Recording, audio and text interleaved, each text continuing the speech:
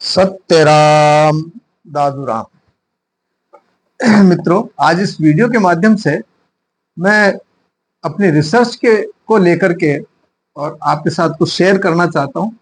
मैंने एक सूक्ष्म ब्रह्मांडीय ऊर्जा को डिटेक्ट करने वाला एक डिटेक्टर तैयार किया है और इसके माध्यम से ही मैं अनेक जो प्रकृति के रहस्य हैं उनको समझ पाया हूं।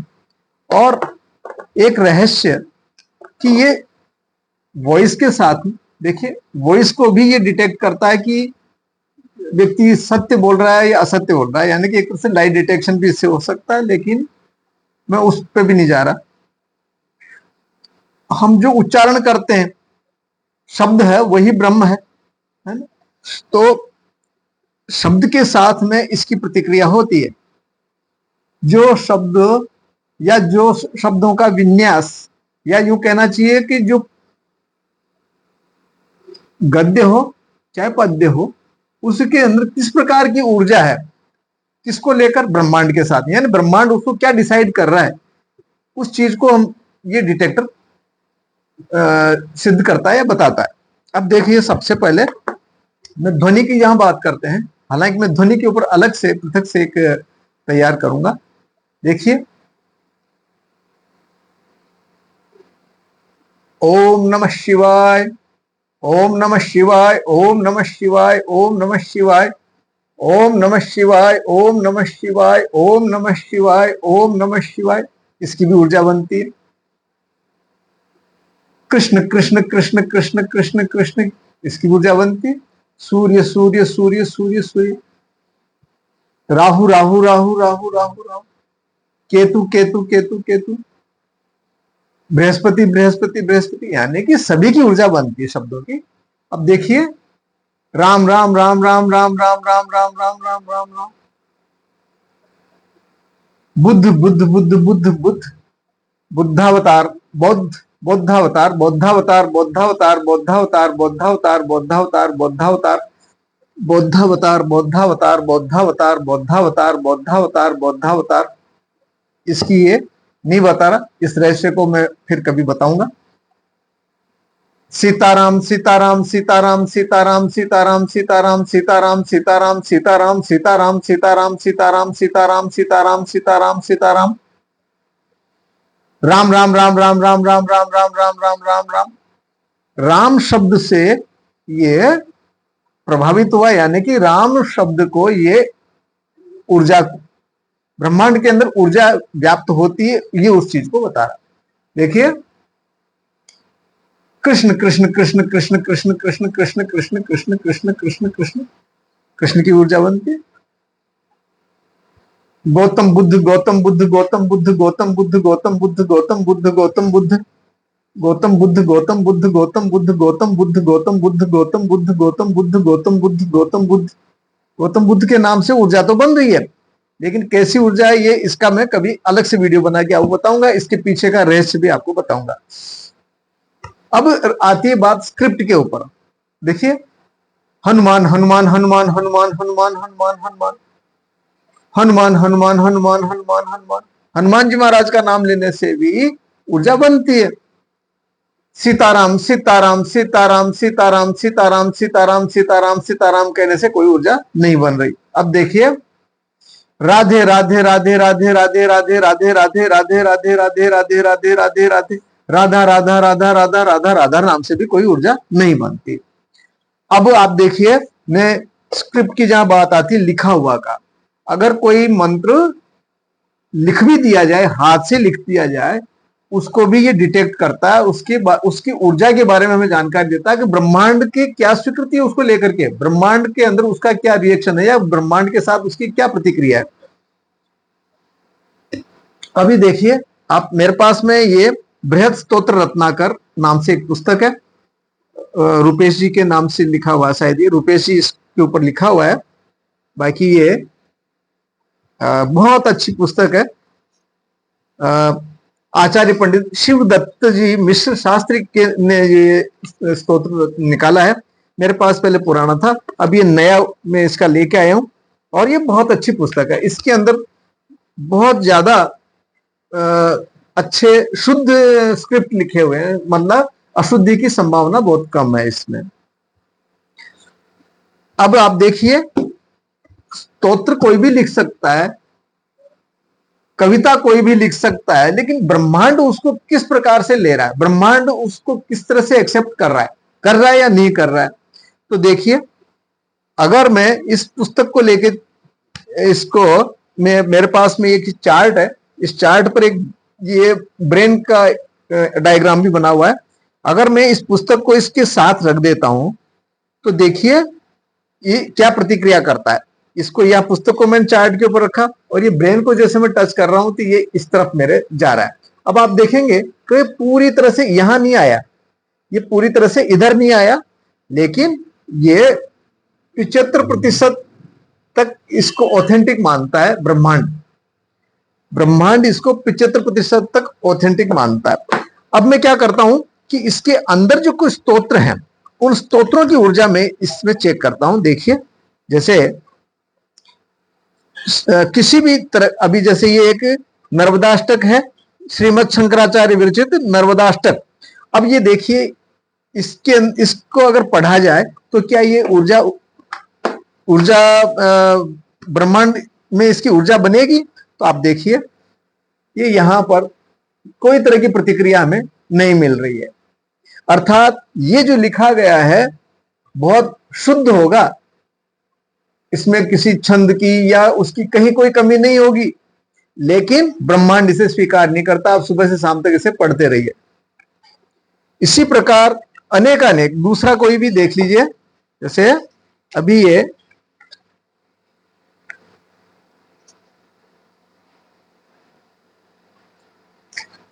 सरस्वती कवचम है एक, ये अब इसमें ये नहीं बताया कि किसका लिखा हुआ है, लेकिन देखिए, मैं जब इसके साथ इसको रख देता हूं, ये इसको साथ रख करके, और जब मैं चेक करता हूं इसकी ब्रह्मांड के साथ में क्या कोई प्रतिक्रिया, तो देखिए ये नहीं बता रहा। अर्थात ये व्यर्थ है, इसको अगर पढ़ा जाएगा तो इससे किसी भी प्रकार का लाभ होने की संभावना नहीं है। अब इसमें जैसे ये देखिए, भगवान शिव का शिव कवच स्तोत्र लिखा हुआ है, और ये स्कंद पुराण में ब्रह्मोत्तरखंड शिव कवचम स्कंद पुराण में से ये लिया गया है। अब इसकी ऊर्जा कैसी है ये हम देखते हैं। तो देखिए, इस चार्ट को मैं इसके साथ में अटैच कर दे रहा हूं। ये मैंने इसको इसके साथ में अटैच किया, और जब मैं इसको ब्रह्मांड के साथ यानी कि ब्रेन के साथ जब चेक कर रहा हूं तो ये इस प्रकार की प्रतिक्रिया कर रहा है। इसका अर्थ सीधा सा है कि अगर इसको पढ़ा जाएगा तो वास्तव में ये फलदायी है, और इसके जो शब्दों का विन्यास है या जो कवित्व है, जो भी कहेंगे आप इसको, स्तोत्र को बहुत कारगर है, यानी कि उपयोगी है। इसकी अगर इसको पढ़ा जाएगा तो ब्रह्मांड के अंदर इसकी ऊर्जा बनती है। इसी तरह से आप कोई भी स्तोत्र, जैसे मैं किसी भी स्तोत्र को लेता हूं, जैसे भगवान विष्णु के ये परमहंस स्वामी ब्रह्मानंद विरचित हरिनामाष्टक स्तोत्र है, तो मैं इसके साथ इसको मिला रहा हूं। ये अब जैसे मिला रहा हूं, अब इसके ब्रेन को जब मैं चेक कर रहा हूं तो आप देखिए कोई प्रतिक्रिया नहीं है।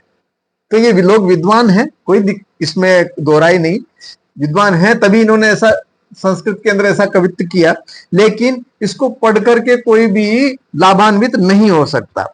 इसी तरह से कोई भी देखिए कि ये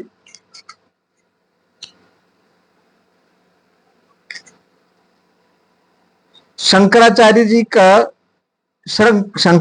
जी ने जो एक अच्युताष्टक लिखा है, अच्युतम केशवम राम नारायणम कृष्ण दामोदरम वासुदेवम हरिम श्रीधरम माधवम गोपिका वल्लभम जानकी नायकम रामचंद्रम भजे। अब ये जो इस तरह से एक लिखा है, बहुत अच्छा गाते हैं गाने वाले, कानों को बहुत अच्छा लगता है, लेकिन ब्रह्मांड में उसकी क्या प्रतिक्रिया है या ब्रह्मांड में उससे क्या लाभ मिलने वाला है, वो आप इससे समझ सकते हैं।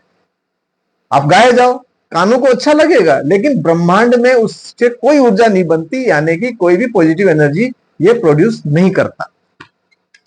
इसी तरह से मैं कुछ है कि आपको ये बता पाऊंगा। देखिए जैसे कि यहाँ विष्णु श्रीमद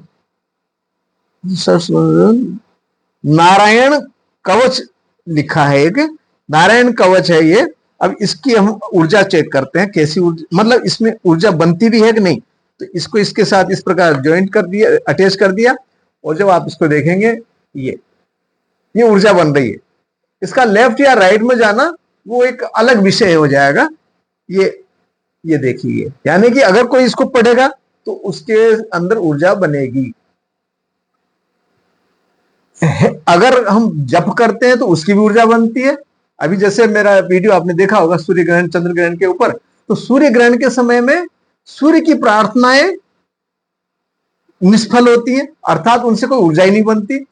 उस समय उसको जो नैवेद्य अर्पण करके उसकी जो ऊर्जा को हम चेक करते हैं, तो उसके ऊपर भी कोई ऊर्जा हमें, मतलब पॉजिटिव एनर्जी हमें नहीं मिलती। पॉजिटिव तो होती है, लेकिन क्योंकि देवता का उच्छिष्ट है तो वो पवित्र तो है, लेकिन जो उसको उसमें नेगेटिव एनर्जी को दूर करने की जो सामर्थ्य होती है वो नहीं होती है। चंद्र ग्रहण के साथ भी यही स्थिति है। तो ये मैंने आपको कुछ स्तोत्रों के बारे में बताया, और भी जैसे इसके अंदर महालक्ष्मी अष्टकम लिखा है इसमें, और उसको जब मैं चेक कर रहा हूं तो आप देखिए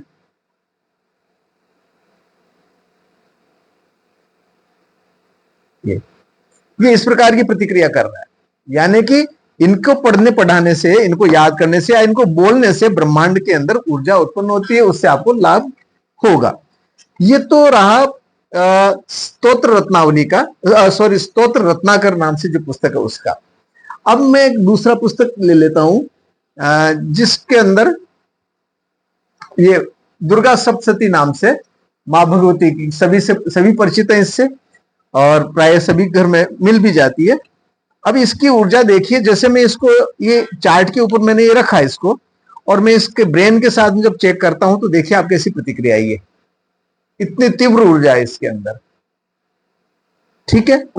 अब इसके बीच बीच में भी अगर मैं चेक करता हूं, जैसे मैंने कोई भी पृष्ठ निकाल दिया, और पृष्ठ निकाल करके और मैं इसको इसके साथ में जब अटैच करता हूं इसको, ये मैंने इसके साथ जोड़ दिया और मैं देखता हूं, तो आप देखिए कैसी ऊर्जा, ये इतना पवित्र ऊर्जा इसके अंदर है। अगर कोई पढ़ता है, सुनता है, और मेरा तो ऐसा मानना भी है कि अगर कोई पढ़ना नहीं भी जानता है और इन ऐसे जो पॉजिटिव ग्रंथ हैं उनको अगर घर में सहेज के भी रखता है, तब भी उससे ऊर्जा उस वातावरण के अंदर प्रसारित होती है। तो ये था दुर्गा सप्तशती का। अब माता के बाद में अब मैं एक ये हनुमान चालीसा मेरे पास में है, आप देख रहे हैं ये हनुमान चालीसा, ये लाल रंग की स्याही में ये लिखा हुआ है इस तरह का, है ना, और बाजार में काफी उपलब्ध है। इसके ऊपर लिखा है तांत्रिक प्रभाव वाला। अब देखिए इस हनुमान चालीसा की जो पुस्तक को मैं इस चार्ट के ऊपर रख रहा हूं, ये चार्ट के ऊपर मैंने इसको रख दिया। अब चार्ट पे रख करके मैं इसके ब्रेन को जब चेक कर रहा हूं तो आप देखिए कोई प्रतिक्रिया नहीं है। अब मैं इसे खोल करके इसके, जैसे संकट मोचन हनुमान अष्टक है, इसको मैंने ये खोल करके इसके साथ रख दिया, तो ये चार्ट इसके बारे में बताएगा क्या ऊर्जा बनेगी। ये किसी तरह की प्रतिक्रिया मुझे यहाँ पे नहीं मिल रही है, अर्थात स्पष्ट है कि इनको पढ़ करके, इनका गान करके, गा करके, पढ़ करके, और इनसे केवल अपना समय ही बर्बाद करता है व्यक्ति, जबकि इससे कोई भी आध्यात्मिक ऊर्जा उसको प्राप्त नहीं हो सकती। हनुमान जी महाराज के नाम तो देव का नाम है, देखिए हनुमते नमः, हनुमते नमः। तो बजाय हनुमान चालीसा पढ़ने के खाली हनुमते नमः बोलेंगे, तब भी ब्रह्मांड के अंदर आपकी ऊर्जा व्याप्त होगी और आपको लाभ मिलेगा। लेकिन इसे पढ़ करके कोई लाभ हो जाए, कहीं संभावना नहीं दिखाई दे रही मुझे तो। अब मैं इसके बाद में मेरे पास में एक ये हनुमान उपासना नाम से एक पुस्तक है।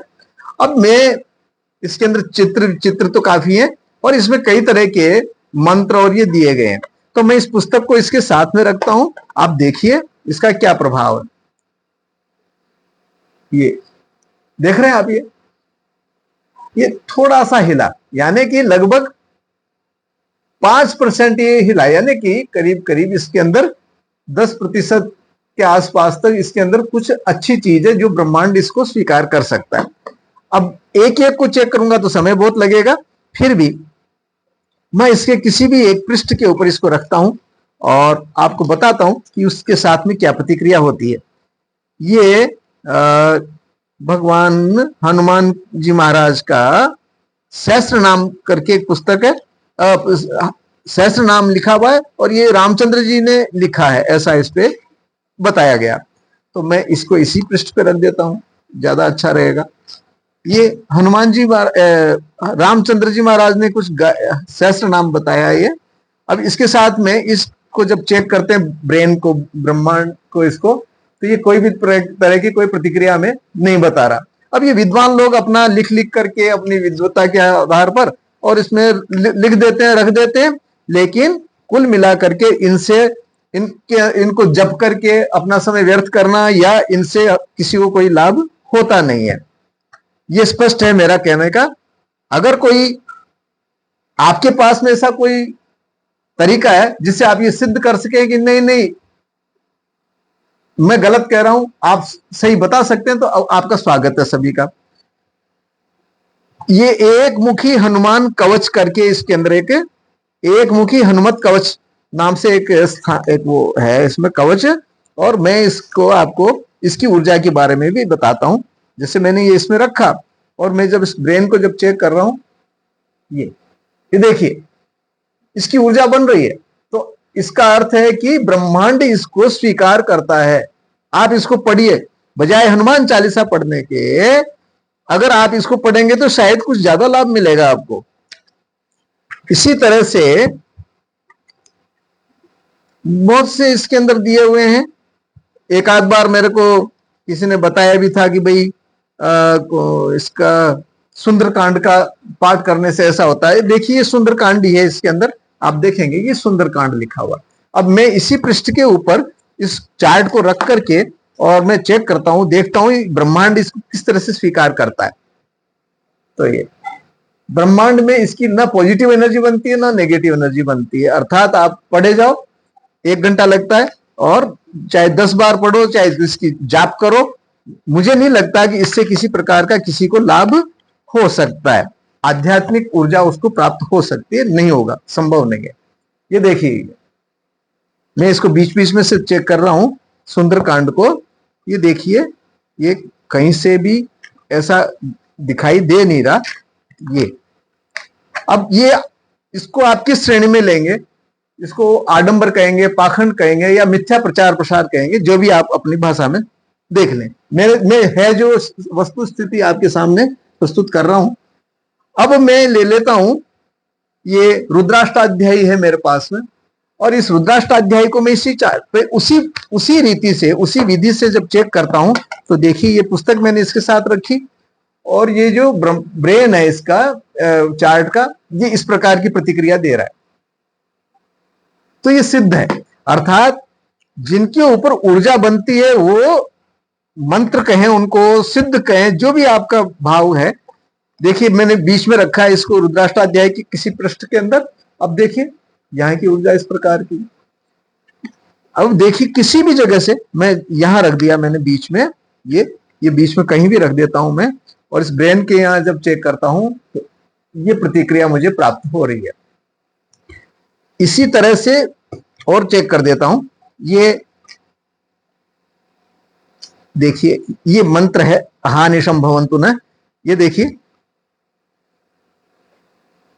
ऊर्जा इसके बने, यानी कि किसी भी मंत्र की ऊर्जा बन रही है। देखिए अहानिशम भवन्तु न सघुं रात्रिः प्रतिधीयताम् शन्न इंद्राग्नि भवतामो भीषन्न इंद्रावरुणाराधव्या। ये देखिए ऊर्जा बनती है। शन्नो मित्रः शं वरुणः शन्नो भवत्परिमां शन्न इंद्रो बृहस्पति शन्नो विष्णुरुक्रम। कहने का अर्थ मेरा इतना सा निवेदन करना है आप लोगों को, जो ज्ञान प्रभु ने मेरे को दिया मैं उसको वितरण कर रहा हूं। आप किसी न किसी तरह से उस बात को या तो स्वीकार करें या उसका विरोध करके आप अपने पक्ष को बता सकते हैं। आपके पास में कोई ऐसा गजट हो, या फिर कोई और तरीका हो आपके पास जिससे कि आप ये सिद्ध कर सके कि नहीं, मेरे कथन में गलत, मेरा कथन गलत है, इसको आप सिद्ध कर सकते हैं और एक मंच के ऊपर कर सकते हैं। विद्वान लोगों का मैं आह्वान करता हूं इस बात के लिए। तो रुद्राष्टाध्यायी को आपने देखा। मित्रों, हम सनातन धर्म के अंदर हमारे ऋषि मुनियों ने हमें खजाना दिया है। हमें तरह तरह के हिंदी काव्य या उनको पढ़कर के अपना समय जाया करें, इसकी बजाय हमारी आध्यात्मिक ऊर्जा, अध्यात्म विद्या, विद्या नाम सभी विद्याओं में श्रेष्ठ अध्यात्म विद्या है, आप तो जानते हैं। तो उसको जब हम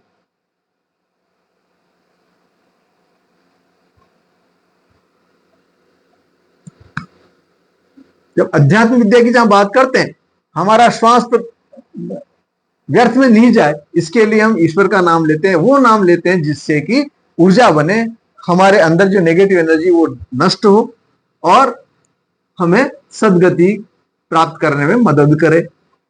खैर, मैं इसकी ज्यादा विवेचना नहीं करूंगा, आप तो सभी विद्वान हैं, आप सभी जानते हैं कि ईश्वर का नाम किस तरह से लिया जाए, क्यों लिया जाए, उससे क्या लाभ है, बताने की कोई आवश्यकता नहीं, सभी जानते हैं इस चीज को।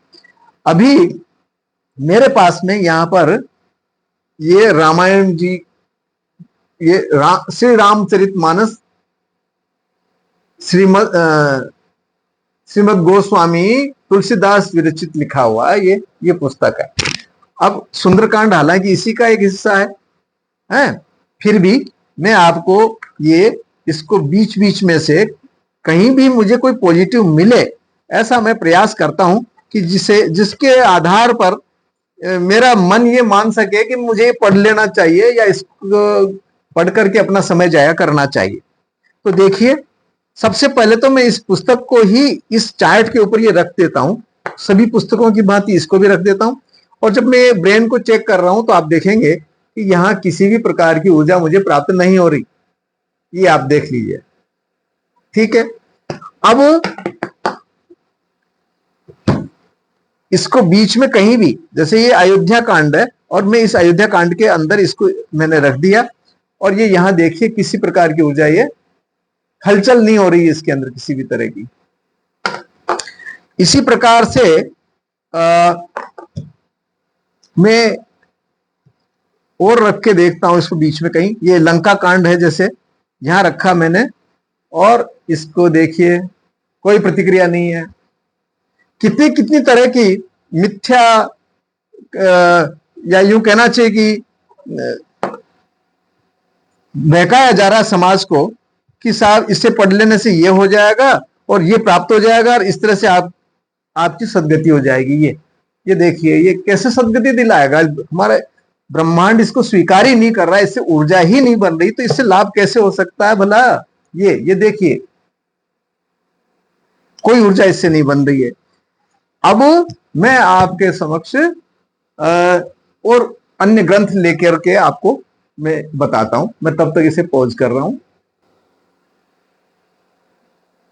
सत्यराम मित्रों, ये श्रीमद् भागवत महापुराण पुस्तक है, आप देख सकते हैं।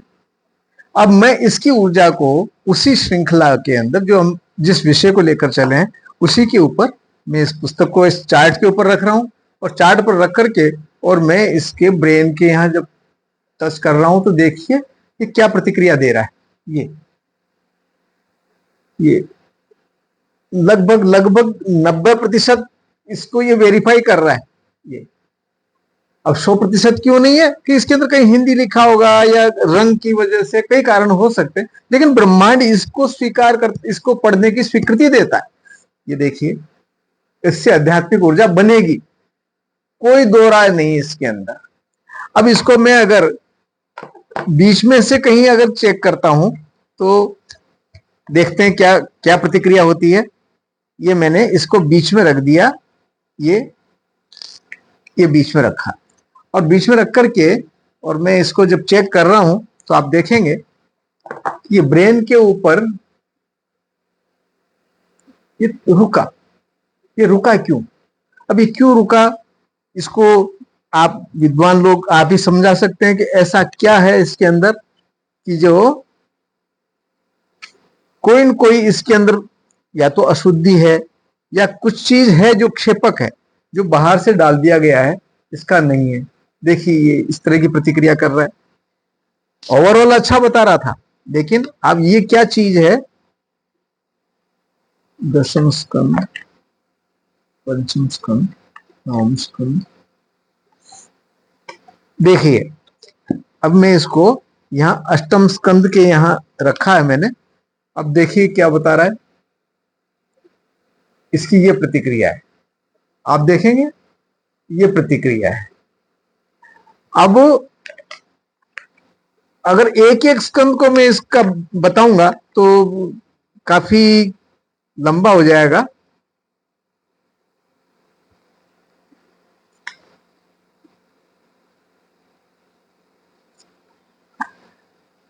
जो दशम स्कंद है वो बहुत बड़ा है, और इसके बारे में जगह जगह जब मैं देख रहा हूं इसको चार्ट को रख करके, तो ये क्या प्रतिक्रिया दे रहा है वो देखते हैं। ये कुछ विशेष बात बता रहा है। इसको हम फिर से यहां देखते हैं। ये रुक गया, कोई प्रतिक्रिया नहीं हो रही है, तो इसका अर्थ ये हुआ कि इसमें कुछ न कुछ ऐसा है जिसे ब्रह्मांड स्वीकार नहीं करता। ये देखिए इसी तरह से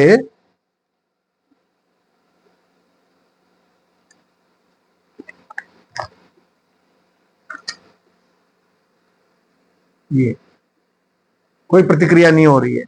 इसका जवाब कोई विद्वान ही दे सकता है जो कि भागवत का मर्मज्ञ है। जैसे तो बहुत से हैं, लेकिन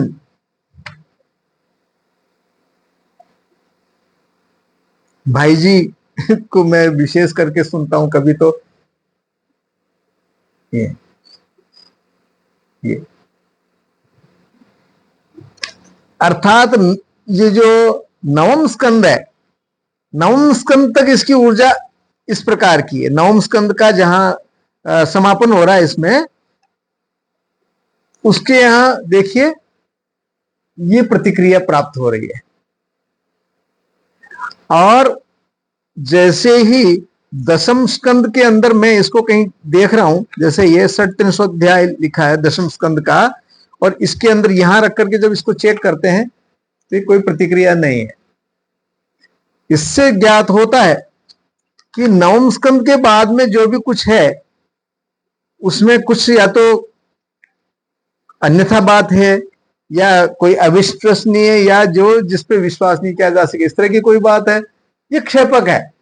श्रीमद जो भागवत है, ये भागवत जी के अंदर ये दशम स्कंद, इसका क्या कहते हैं, मेरा जो डिवाइस है ये ब्रह्मांडीय ऊर्जा जो संकेत दे रहा है कि ये स्वीकृत नहीं। और देखिए ये गीता श्रीमद् भागवत महात्म्य जो लिखा है, महात्म्य के जो है वहां अगर चेक करते हैं इसको, तो ये क्या प्रतिक्रिया दे रहा है आप समझ स्वयं देखिए। तो महात्म्य के ऊपर तो ये अच्छी प्रतिक्रिया दे रहा है अपनी, है ना, और उसको मेरी भाषा में मैं कहूं तो ये ऑथेंटिक है। ये जिसको ब्रह्मांड स्वीकृति दे रहा है वो ऑथेंटिक है। ये देख रहे हैं आप। लेकिन नवम अध्याय के नवम स्कंद के बाद में ये कहीं भी ऐसी प्रतिक्रिया नहीं दे रहा। जैसे एकादश स्कंद है, इसके अंदर देखेंगे तो यहां भी कोई प्रतिक्रिया हमें नहीं मिल रही। तो आप स्वयं समझदार हैं, आप स्वयं देखिए कि एक प्रभाव ऐसा क्यों है।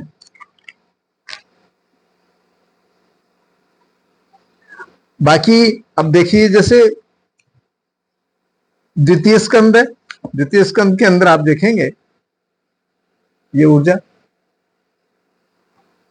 तो श्रीमद् भागवत महापुराण के जो 9 इसके अंदर स्कंद हैं, उसको ये ऑथेंटिक बताता है, महात्म्य को ये ऑथेंटिक बता रहा है, लेकिन जो उसके बाद में दशम स्कंद है, एकादश स्कंद है, उसको ये वेरीफाई नहीं करता।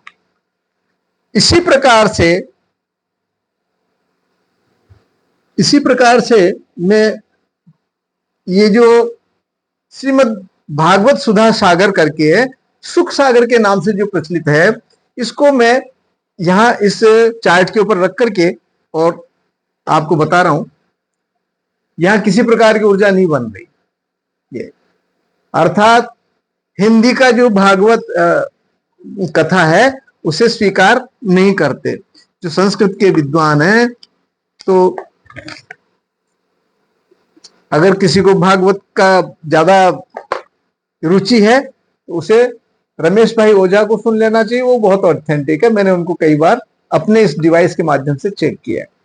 और ये जो सुधा सागर है एक हिंदी रूपांतरण है, शायद इसलिए ब्रह्मांड इसे स्वीकार नहीं कर रहा है। ये देखिए, किसी भी प्रकार की प्रतिक्रिया नहीं है।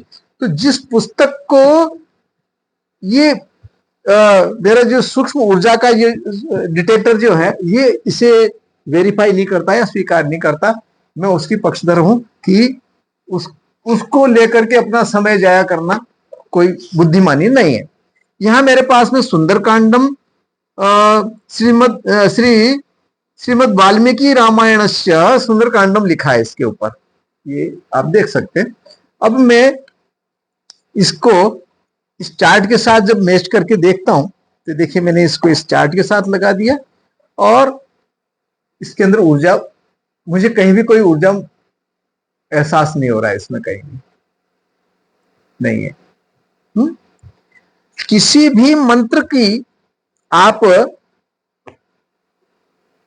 ये इस प्रकार जांच आप इसे सीख करके आप भी कर सकते हैं, और नहीं तो आप मेरे से कांटेक्ट कर सकते हैं।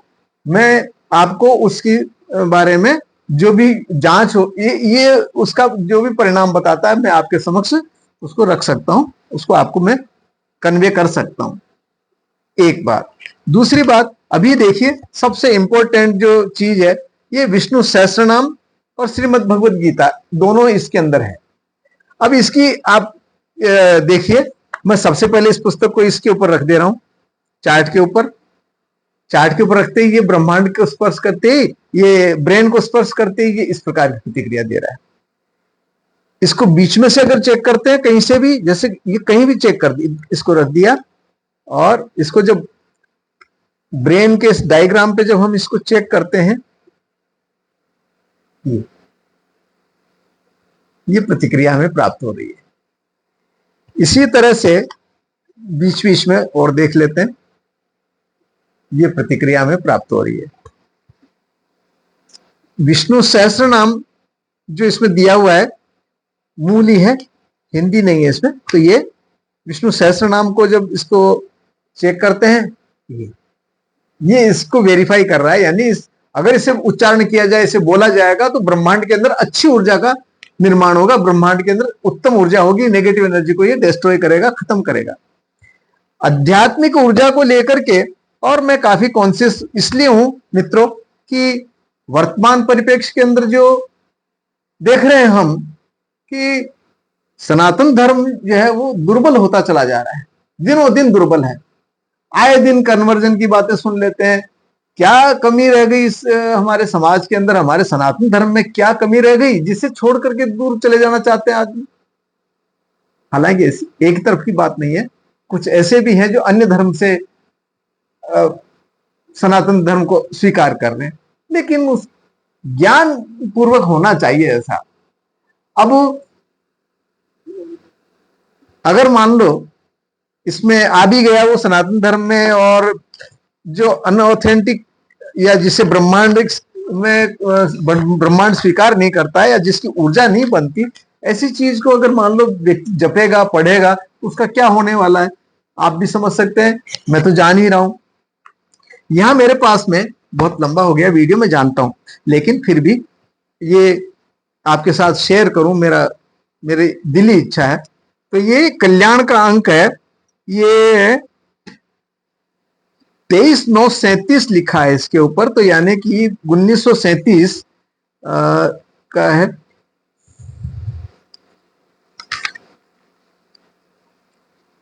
ये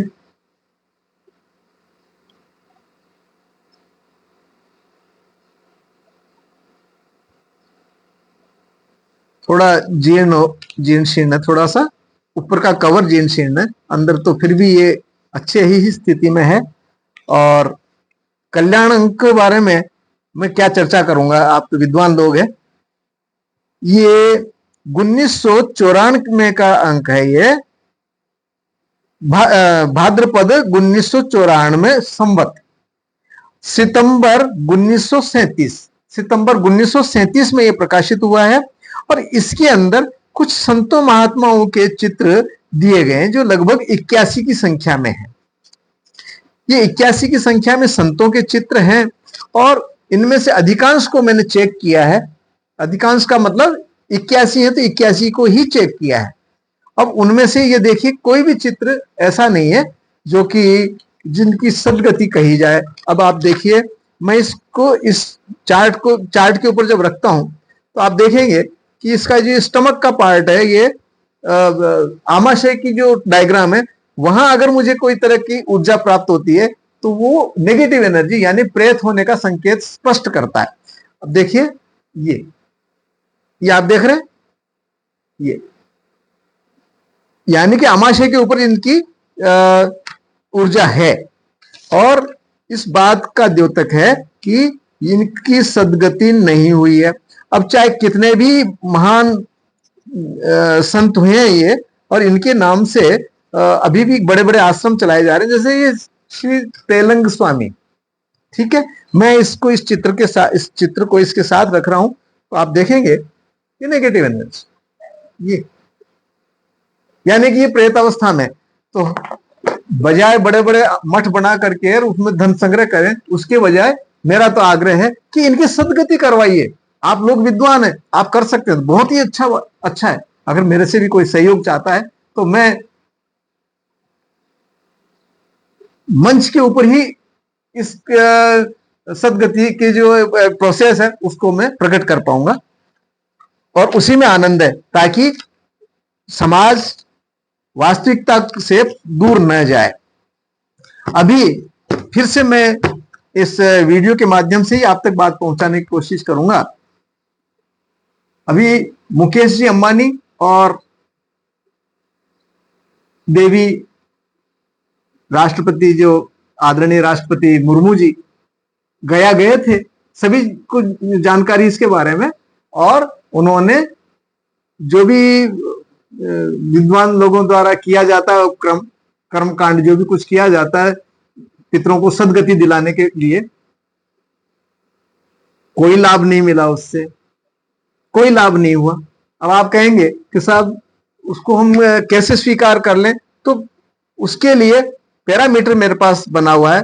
वो है, एक तो ये जो सूक्ष्म ऊर्जा को कहना चाहिए डिटेक्ट करता है वो, और एक पावर पॉइंट्स को लेकर के कोई प्राणिक हीलिंग वाला है, कोई रेकी वाला है, कोई योग अभ्यास बता देता है, कोई कैसे, मतलब अलग अलग तरीके से समाज के अंदर भ्रांतियां पैदा करता है।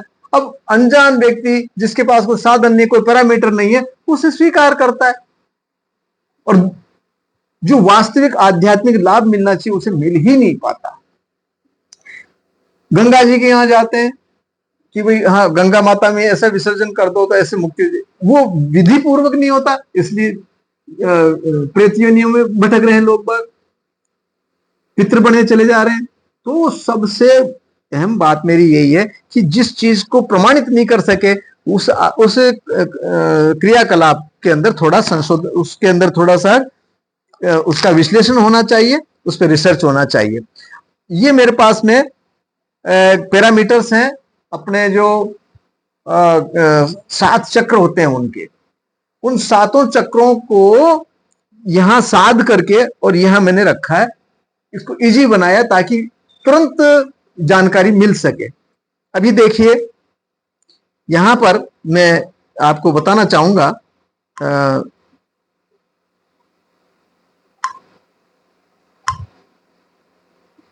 ये न्यूज में आया था। ये आदरणीय सम्माननीय राष्ट्रपति महोदया ये गया गई हैं। और अब देखिए इस चित्र को मैं इसके साथ संयुक्त कर देता हूं। ये जैसे मैंने इसके साथ संयुक्त किया है तो अब जो सहस्रार का जो सैंपल है, इस सहस्रार का सैंपल हलचल ही नहीं मचा रहा है।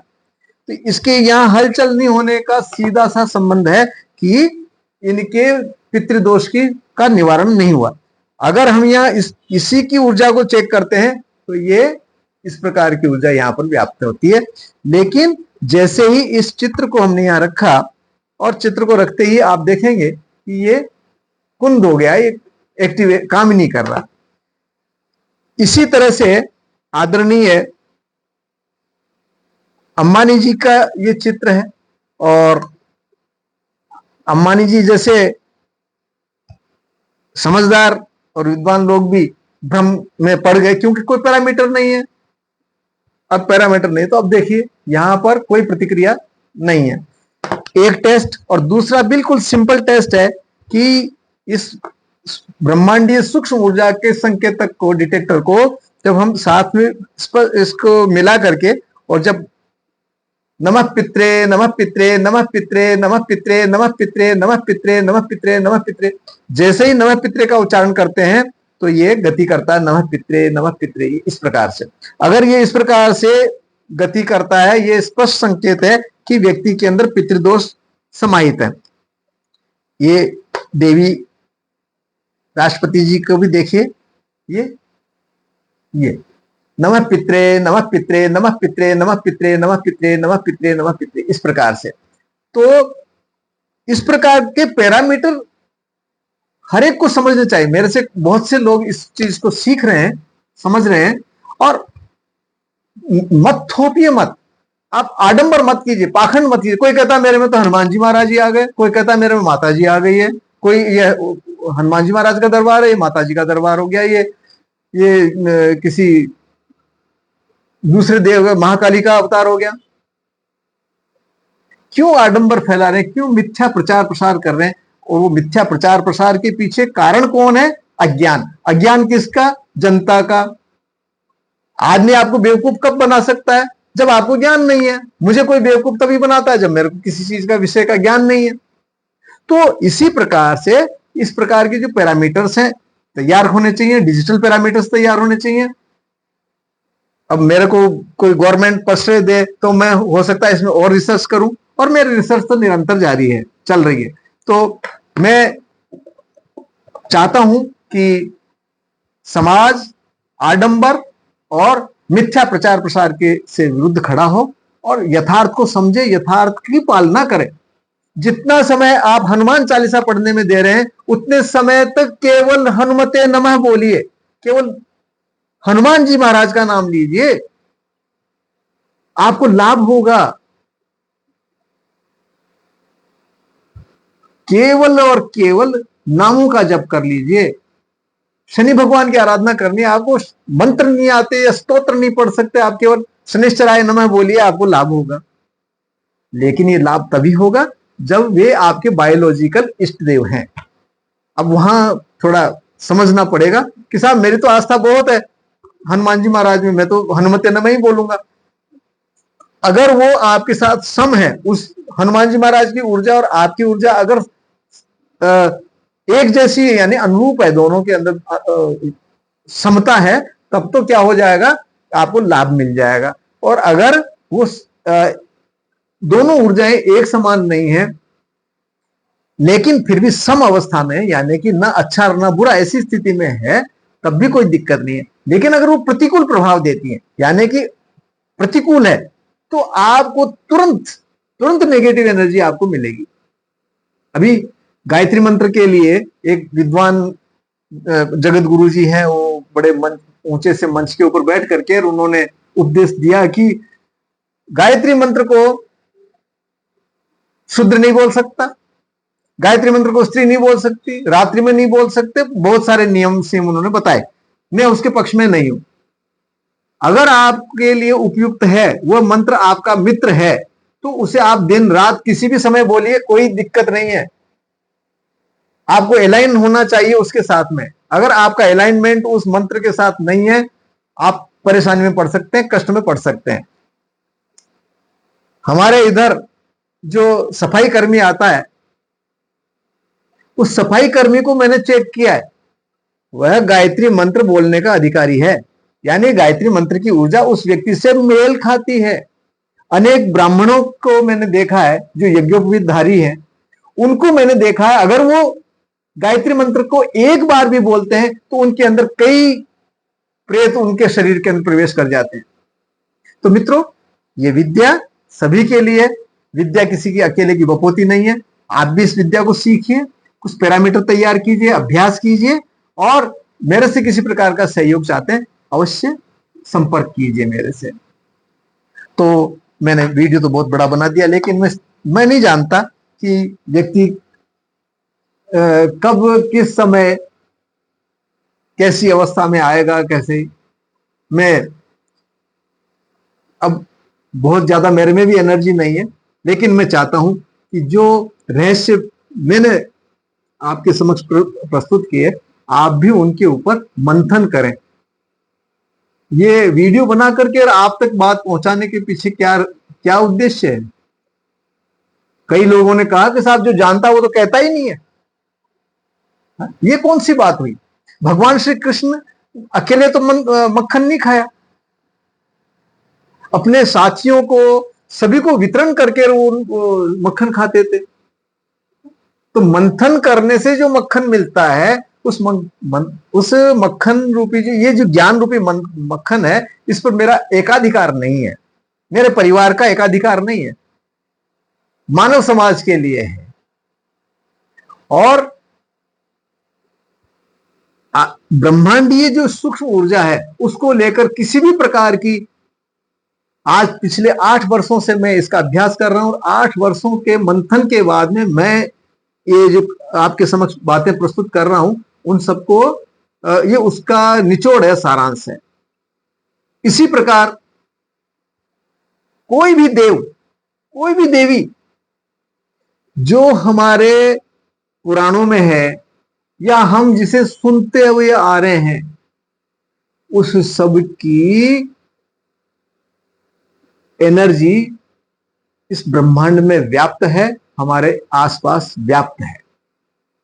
उसको मैं किसी भय से नहीं कह रहा, या ना मैं किसी बात की कोई खंडना कर रहा हूं, तो उसमें मुझे भय भी नहीं है। मैं सत्य सत्य आपके समक्ष प्रस्तुत कर रहा हूं। देवताओं की, देवियों की ऊर्जा सर्वत्र व्याप्त है। आपको पकड़ना आना चाहिए, समझ में आना चाहिए। तो ये मेरे पास ये डिटेक्टर है, और इसी की सहायता से मैं पकड़ता हूं कि यहां किस प्रकार की ऊर्जा है, कौन से देवता की ऊर्जा है। प्रसाद चढ़ाया हुआ ये किसी प्रेत का प्रसाद है या किसी देवता का प्रसाद है, उस प्रसाद के अंदर कोई प्रेत की ऊर्जा है या देव की ऊर्जा है। इस चीज को हम इस डिटेक्टर के माध्यम से जान लेते हैं।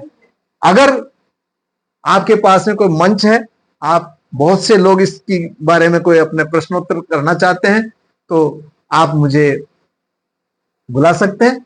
मुझे बहुत प्रसन्नता होगी आपके जिज्ञासाओं को शमन करने के लिए मैं कुछ प्रयास करूं।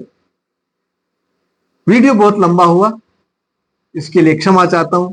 मैं आपके धैर्य की सराहना करता हूं। आपको ये वीडियो कैसा लगा, ज्ञानवर्धक लगा? कुछ रहस्यों को उजागर किया मैंने। कई लोगों को बहुत पीड़ा होगी, मैं जानता हूं, क्योंकि उनका स्वभाव, उनका आदत बनी हुई है, और वर्षों से वो इस रामायण और हनुमान चालीसा और इसके पीछे पड़े हैं, और समाज के अंदर वही वो प्रचार प्रसार कर रहे हैं। अनेक अनेक जो अंधविश्वास है वो फैलाए जा रहे हैं। तो मित्रों, अंधविश्वास से बचिए, दृढ़ विश्वास कायम हो, ऐसा प्रयास कीजिए। अगर ये वीडियो आपको अच्छा लगे तो लाइक कीजिए, शेयर कीजिए, मित्रों के साथ में चर्चा कीजिए, मंथन कीजिए, और किसी प्रकार की अगर कोई जिज्ञासा है तो जिज्ञासा पूर्वक ही आप मेरे से कभी भी बात कर सकते हैं, प्रातः 9 बजे से लेकर सायं 7 बजे तक। और मेरा कॉन्टेक्ट नंबर है 7976817954, 7976817954। Doctor Swami Keshav Das, distance healer and parapsychologist. Distance healing जो मैं करता हूं, प्रमाणित करता हूं, बिना प्रमाण के मैं कोई बात स्वीकार, ना तो मैं स्वीकार करता हूं, ना मैं किसी को स्वीकार करने को बाध्य करता हूं। मैंने कहा और आपने स्वीकार कर लिया, यही तो अंधविश्वास है। आप उसको मंथन कीजिए, विश्लेषण कीजिए उस बात का, तो सही स्थान पर पहुंच पाएंगे।